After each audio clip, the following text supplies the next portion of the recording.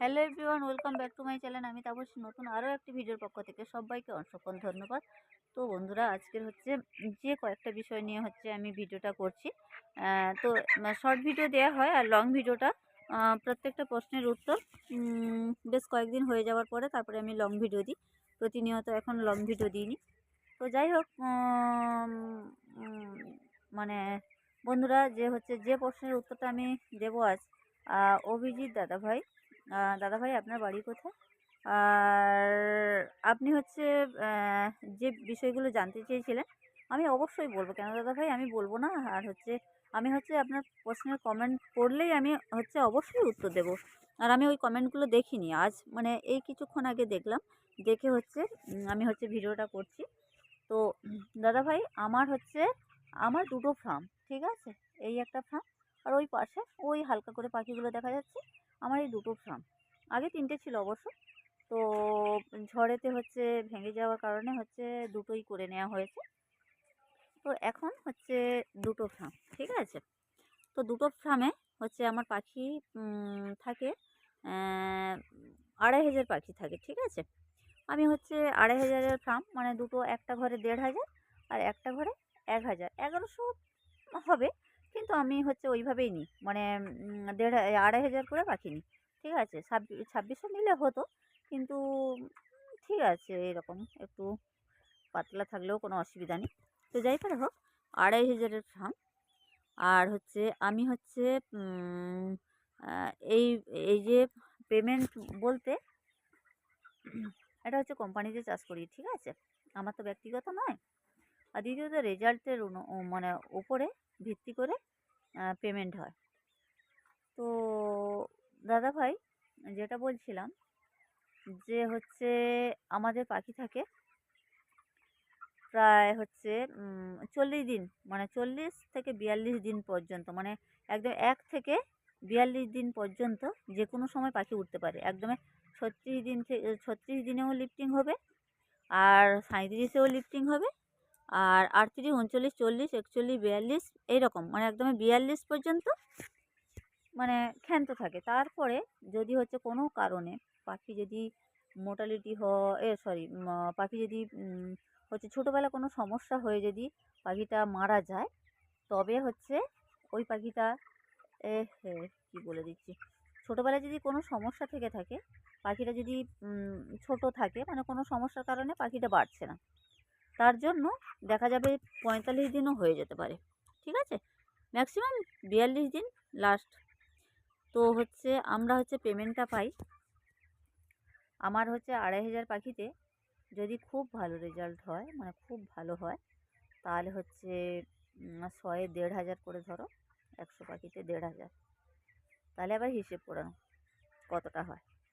আর এমনিতে তো ফার্মে যদি দাদাভাই আপনার যদি পাখি থাকে, বা আপনি যদি এই বিষয়ে জানেন, যদি নাও জানেন বলবেন, আর যদি জানেন তাও বলবেন।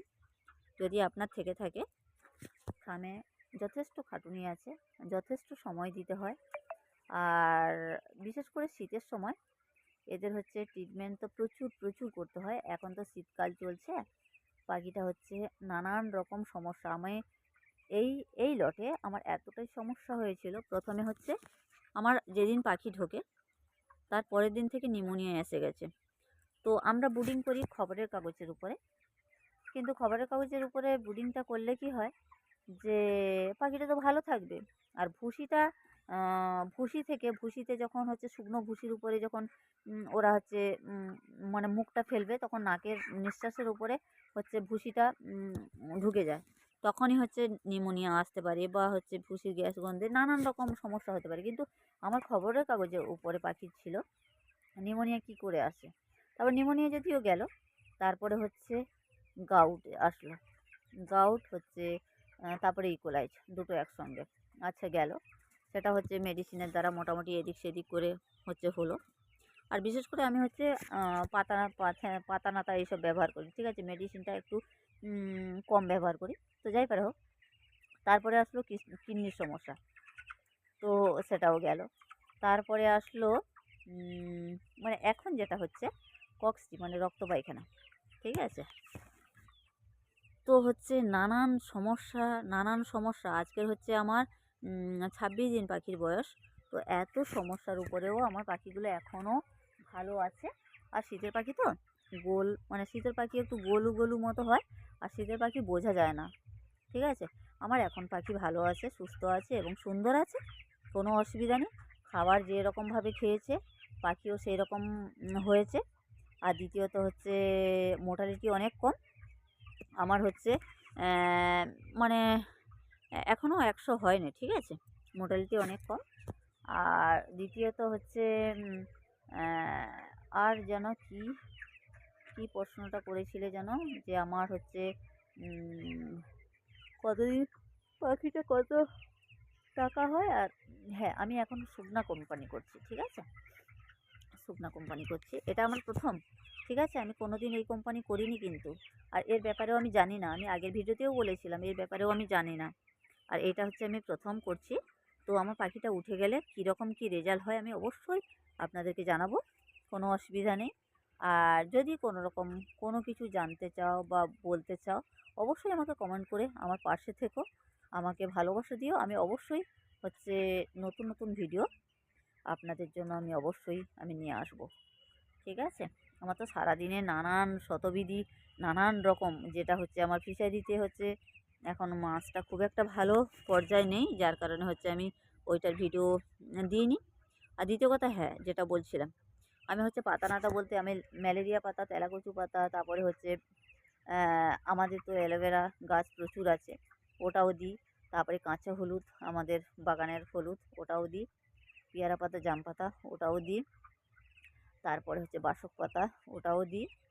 তারপরে রসুন, পেঁয়াজ, আদা, এটাও থাকে। তারপরে হচ্ছে আরও অনেক কিছু, যেটা হচ্ছে, হ্যাঁ, জবা পাতা দিই। তারপরে আরও মানে যেটা হচ্ছে আমার এই মুহূর্তে মনে আসছে না। আমি অনেক রকম শুধু পাতা, হ্যাঁ, অর্জুনি গাছ যেটা বলে ওর ছালা। তারপরে হচ্ছে আরও, আরও আছে।